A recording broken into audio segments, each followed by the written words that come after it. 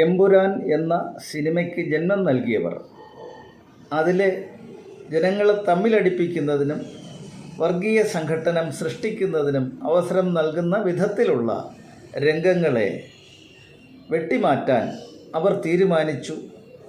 ഇപ്രകാരം സംഭവിച്ചു പോയതിൽ മോഹൻലാൽ എന്ന മഹാനടൻ ഖേദവും പ്രകടിപ്പിച്ചു. ഒടുവിൽ കുറ്റസമ്മതം നടത്തി അല്ലേ? ഇത് ഞാൻ അമ്മ കൊടുത്ത വാക്കാ. പക്ഷെ അവരുടെ ഇത്തരം പ്രവൃത്തികൾ വന്നപ്പോൾ ഇവിടുത്തെ ദേശീയ ജനത അവരെ അടിക്കുമെന്നോ അവർക്കെതിരെ പ്രതിഷേധിക്കുമെന്നോ പറയുകയോ ചെയ്യുകയോ ചെയ്തിട്ടില്ല എന്നെല്ലാവരും കണ്ടിട്ടുള്ള വസ്തുതയാണ്. പക്ഷേ ഇവിടെ മറ്റൊരാൾ ഈ സിനിമയിലെ ഒബ്ജക്ഷണബിളായിട്ടുള്ള ഭാഗങ്ങൾ വെട്ടിമാറ്റുന്നതിനെ വിമർശിച്ചുകൊണ്ട് രംഗത്ത് വന്നു. അത് മറ്റാരുമല്ല, നമ്മുടെ മുഖ്യമന്ത്രിയാണ്. അദ്ദേഹം സിനിമ കണ്ടു.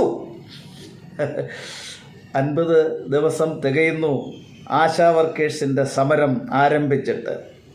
സ്വന്തം മുടിമുറിച്ചവരെ സമരം ചെയ്യുന്നു. അത് കാണാനോ അവരുടെ രോദനം കേൾക്കാനോ തയ്യാറാകാത്ത മുഖ്യമന്ത്രി പോയി സിനിമ കണ്ടു. കണ്ടിട്ടിറങ്ങി വന്നിട്ട് അദ്ദേഹം പറയുകയാണ്, ഇതിലൊരു കുഴപ്പവുമില്ല, ഇതിലെ ഭാഗങ്ങൾ നീക്കാൻ തീരുമാനിച്ചതിൽ താൻ ഖേദിക്കുന്നു എന്ന് പറഞ്ഞിട്ട് അദ്ദേഹം മുതലക്കണ്ണീർ ഒഴിപ്പിക്കുന്നു എന്നാണ് നമുക്ക് കാണാൻ കഴിയുന്നത്. ഇതിൻ്റെ പിന്നിലെ ചേതോവികാരം നമ്മളൊന്ന് മനസ്സിലാക്കണം. അതായത് അദ്ദേഹം ഈ ഒരു അവസരം ഉപയോഗിക്കുകയാണ്.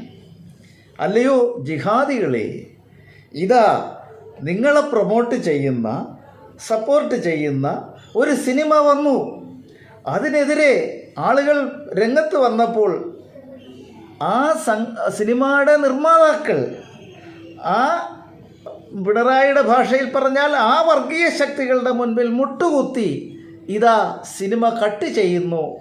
പക്ഷേ ഞാൻ നിങ്ങൾക്ക് വേണ്ടി, നിങ്ങളുടെ ഈ തരത്തിലുള്ള പ്രവർത്തനങ്ങൾക്ക് വേണ്ടി നിങ്ങളോടൊപ്പം പാറ പോലെ ഉറച്ചു നിൽക്കും എന്നൊരു സന്ദേശമാണ് അദ്ദേഹം നൽകാൻ ഉദ്ദേശിക്കുന്നത് എന്നുള്ളതൊരു വ്യക്തമാണ്. ഈ മുതലക്കണ്ണീർ കണ്ടുകൊണ്ട് കേരള കൗമുദി നല്ലൊരു കാർട്ടൂൺ ഇന്നത്തെ പത്രത്തിൽ പ്രസിദ്ധീകരിച്ചിട്ടുണ്ട്. അത് കാണുമ്പോൾ എല്ലാവർക്കും കാര്യങ്ങൾ വ്യക്തമാകും. എന്ത് പറ്റി?